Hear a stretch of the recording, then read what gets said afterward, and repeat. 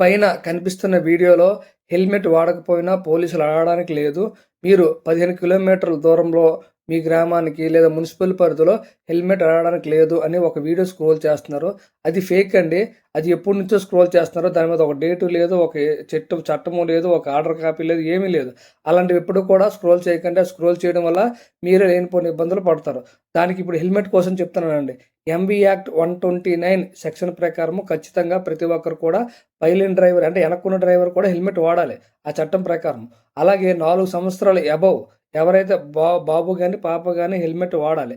ఎవరికైతే లేదో సిక్కులకి లేదు. సిక్ అంటే వాళ్ళు సిక్కులకి సంబంధించిన ఇది వేసుకుంటారు కాబట్టి వాళ్ళకి మాత్రమే ఎక్సెప్షన్ ఇచ్చారు. ఆ 129 ప్రకారం.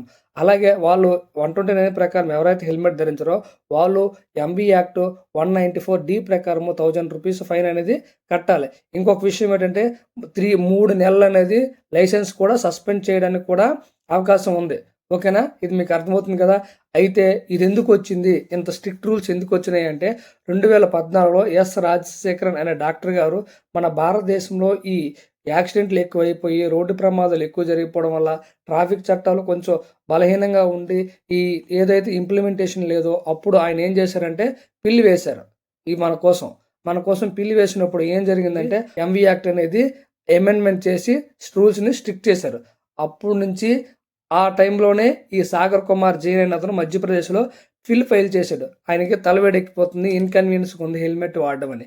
అప్పుడు ఏం చేసిందంటే మధ్యప్రదేశ్ హైకోర్టు వెంటనే దాన్ని అడ్మిషన్ స్టేజ్‌లోనే బాబు ఇది చట్టము, ఇది మనిషి యొక్క ఫ్యాషన్ కోసం హెల్మెట్ వాడడం లేదు. మనిషి యొక్క రక్షణ కోసం వాడుతున్నారు.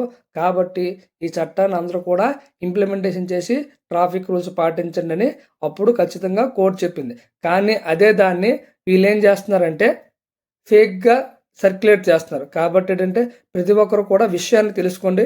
ఫేక్ ఏవి కూడా సర్క్యులేట్ చేయకండి. పోలీసుల కోసం హెల్మెట్ పెట్టుకోవాలని చూడకండి. మీ రక్షణ కోసం మీరు హెల్మెట్ పెట్టుకోండి. అలాగే జుట్టు ఊడిపోతుంది, బుర్ర వేడెక్కిపోతుంది, అలా చిన్న చిన్న కారణాలతో హెల్మెట్ పెట్టుకోవడం మానొద్దు. ఖచ్చితంగా అందరూ కూడా హెల్మెట్లు వాడండి. హెల్మెట్ అనేది మీకు రక్ష. అలాగే సీట్ బెల్ట్ అనేది కూడా సడన్ ఇంపాక్ట్ నుంచి స్పీడ్ లిమిట్ అనేది ఖచ్చితంగా మనం స్పీడ్ లిమిట్ పాటిస్తే మనకు సడన్గా ఏ వెహికల్స్ వచ్చినా, జంతువులు వచ్చినా మన రక్షణ మనము తాలూకు రూల్స్ పాటిస్తే ఖచ్చితంగా అవతల వాళ్ళకి ఇబ్బంది కలదు. కొన్నిసార్లు ఏం జరుగుతుందంటే సిగ్నల్ జంప్ చేస్తున్నారు. సిగ్నల్ జంప్ దగ్గర చాలాసార్లు ఈ మధ్యన విజయనగరంలో ఒక దగ్గర, విశాఖపట్నంలో 2-3 సార్లు అలాగే సిగ్నల్ జంప్ చేసి ప్రాణాలు కోల్పోయిన వాళ్ళు. ఖచ్చితంగా సిగ్నల్ పాటించండి, హెల్మెట్ ధరించండి, సీట్ బెల్ట్ పెట్టండి, ఖచ్చితంగా ట్రాఫిక్ రూల్స్ పాటించండి.